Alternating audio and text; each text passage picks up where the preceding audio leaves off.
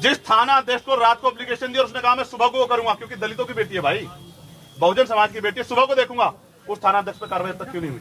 बाढ़ आ गई है दलितों पे सरकार में, बाढ़ आ गई दलितों पे, पिछड़ों पे, आदिवासियों, मुसलमानों, बाढ़ आ गई सरकार में, रोज हिंसा हो रही है। कितने घरों में जाएंगे हम लोग? ये जिम्मेदारी मुख्यमंत्री की है, ये जिम्मेदारी चीफ सेक्रेटरी की है, डीजीपी की है, जिम्मेदारी हमें उठानी पड़ रही है। न्याय उनको दिलाना चाहिए, तनख्वाह वो ले रहे हैं और हर जिले में जाकर लड़ना हमको पड़ रहा है। ये अन्याय हो रहा है सरकार। आप सिर्फ भाषा शैली देखो, आप मानसिक रूप से तैयार थे। गंदी सड़क गंदी कर दी सालों ने, और इनके बाप की सड़क नहीं है।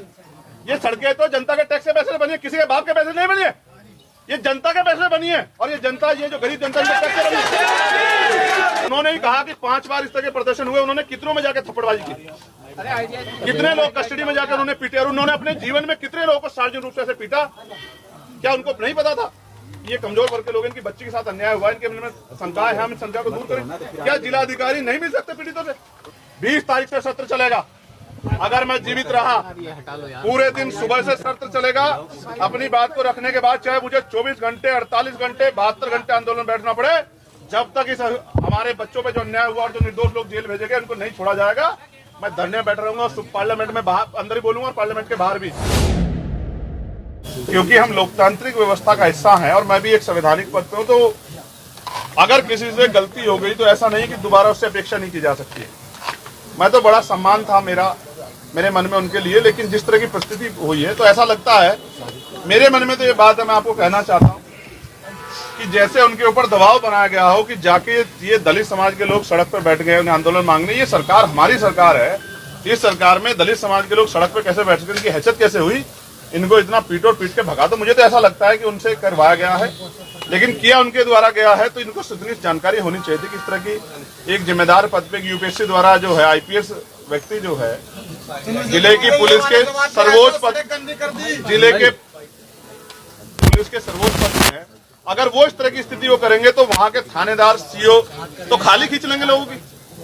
भाई वो तो अगर कप्तान का रवैया है तो पुलिस जिले की जो एसएचओ हैं, इंस्पेक्टर हैं, सीओ तो खाली खींच लेंगे धरना प्रदर्शन करने वालों की। मेरा सवाल ये है, उन्होंने ही कहा कि 5 बार इस तरह के प्रदर्शन हुए, उन्होंने कितनों में जाकर थप्पड़बाजी की, कितने लोग कस्टडी में जाकर उन्होंने पीटे, और उन्होंने अपने जीवन में कितने लोगों को सार्वजनिक रूप से ऐसे पीटा। क्या उनको नहीं पता था ये कमजोर वर्ग के लोग, इनकी बच्ची के साथ अन्याय हुआ, इनके मन में शंका है, हम इस शंका को दूर करें। क्या जिलाधिकारी नहीं मिल सकते पीड़ितों से? क्या इतने दिन के समय कार्यकाल में आप देखो जितने आंदोलन हुए हैं, जिलाधिकारी घर ओपन बैठ के मना कर देते हैं कि मैं नहीं मिलूंगा? क्यों जिलाधिकारी जनता के लिए नहीं बैठे? वो मना कर देते। किसान प्रोटेस्ट और भी प्रोटेस्ट हुए, वो 6-6 घंटे लोग बैठे, मिलते नहीं। क्यों नहीं मिलते हैं? ऐसी क्या स्थिति है कि अधिकारी मिलना नहीं चाहता? जनता के अधिकारी नहीं है क्या? चंद्रशेखर जी, आपने एक आरोप लगाया कि कप्तान से करवाया गया, तो जब इतनी बात पता लगी तो कौन है आपको लगता है कि ये लोग पीछे होंगे? देखो, जो लोग, जिन लोगों को लगता है किसी भी प्रोटेस्ट से जाति के आधार पर सरकार की थूथू होगी, वही अधिकारी ये सब चीजें करवा रहे हैं। मैं स्पष्ट रूप से इसकी जांच होनी चाहिए कि किस अधिकारी ने, किस अधिकारी को, और किस अधिकारी ने बहुत सख्ती से एसएसपी कहा कि जाके मौके पे इस भीड़ को हटाओ। ये पुरानी सरकारें नहीं है, ये जो है ये भाजपा की सरकार है, और ये दलित समाज के लोग सड़क पे बैठ गए। इनको जो भाषा शैली देखो, आप मानसिक रूप से तैयार थे। गंदी सड़क गंदी कर दी सालों ने, और इनके बाप की सड़क नहीं है। ये सड़कें तो जनता के टैक्स के पैसे से बनी है, किसी के बाप के पैसे नहीं बनी है, ये जनता के पैसे से बनी है। और ये जनता, ये जो गरीब जनता टैक्स से बनी है। इस तरह की भाषा शैली अवगत कराती है कि वो आदमी दबाव में था, उनको इससे करवाया गया, करा उन्होंने भी, वो भी बराबर के दोष, उनको खेद प्रकट करना चाहिए। और मैं आपको बहुत जिम्मेदार से कह रहा हूं, पत्रकार साथियों, 20 तारीख से सत्र चलेगा, अगर मैं जीवित रहा पूरे दिन सुबह से सत्र चलेगा। अपनी बात को रखने के बाद चाहे मुझे 24 घंटे, 48 घंटे, 72 घंटे आंदोलन बैठना पड़े, जब तक इस हमारे बच्चों पे जो अन्याय हुआ और जो निर्दोष लोग जेल भेजे गए उनको नहीं छोड़ा जाएगा, मैं धरने में बैठा रहूंगा। पार्लियामेंट में बाहर अंदर ही बोलूंगा और पार्लियामेंट के बाहर भी। जिस तरह के जब सांसद के कपड़े फट सकते हैं हरिद्वार में, यहाँ प्रोटेस्टर को पीट के डाला जाता। कौन सी धारा में लिखा है पीट दोगे? कौन सी पुलिस एक्ट में लिखा है? सब जो है जाति के आधार पर हो रहा है, ये जातीय व्यवस्था है, ये इसका जवाब देना पड़ेगा। मेरी बात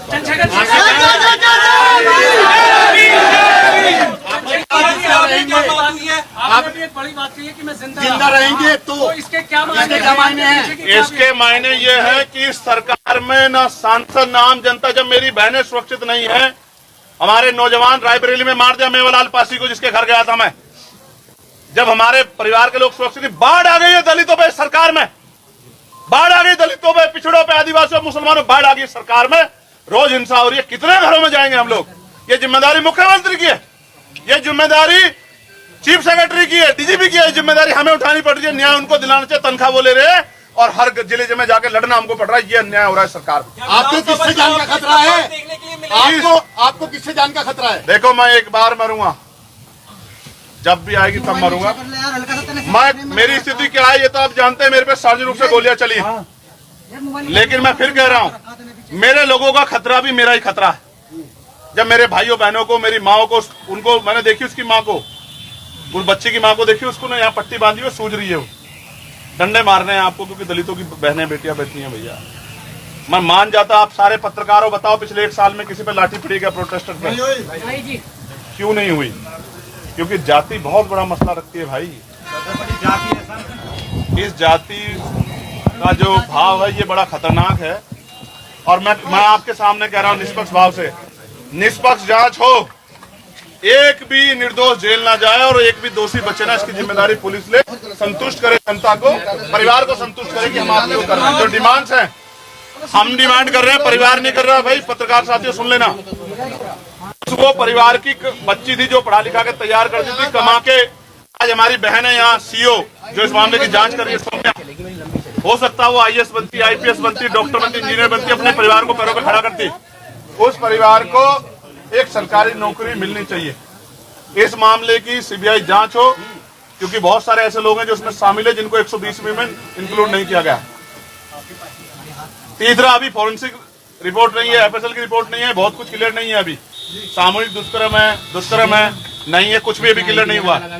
आने दीजिए, कितने लोगों के फिंगरप्रिंट मिलते, क्या मिलता, निष्पक्ष होगा, पता लग जाएगा।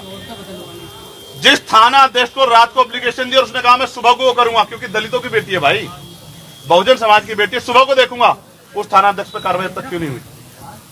बहुत सारे सवाल हमारे मन में है। जब अधिकारी कह रहे इससे ज्यादा कुछ नहीं करेंगे तो ये पता लगता है कि कुछ करने की मंशा नहीं। इसलिए उस परिवार को, परिवार वहां भय के साए में, क्योंकि 4 दिन पहले भी उस परिवार के पीछे 4 लोग लगे, तो उस परिवार को का पुनर्विस्थापन जो है वो रिहेबिलिटेशन यहाँ होना चाहिए शहर में, जो वो सुरक्षित रह सके, ये एक्ट कहता है। ठीक है। और अभी तक कोई मुआवजा सरकार ने घोषित नहीं किया। क्यों नहीं किया? क्योंकि दलितों का दलित परिवार है, इसलिए मुआवजा नहीं घोषित किया। मैं आपसे कह रहा हूं, आप पश्चिम उत्तर प्रदेश में रहते हैं, लेकिन मीडिया की गूंज पश्चिम उत्तर प्रदेश तक नहीं है। मैं भी लखनऊ गया तो रायबरेली जाना पड़ा, मैं सहारनपुर हरिद्वार गया तो मुझे टिहरी जाना पड़ा। ये भारतीय जनता पार्टी की सरकार में दमन हो रहा है। हमारे लोग इस दमन को भूलेंगे नहीं, आने वाले समय में सबक सिखाएंगे। मेरी बात क्या सर इसका विधानसभा चुनाव में भी देखने के लिए मिलेगा? मैं चंद्रशेखर आजाद आपको विश्वास दिलाता हूं कि मैं अपने एक एक आदमी को बताऊंगा कि किस तरह का न्याय लिस्ट बना के पिछले 5 सालों में सरकार में, और उससे पिछले 5 सालों में हाथरस से लेके कपसाड़ की बेटी तक। और मीडिया के बंधु, मैं आपका धन्यवाद देता हूं जिन्होंने हमारी बेटी का चरित्र हनन करके कपसाड़ में भी खबरें चलाई थी कि उसका प्रेम प्रसंग था।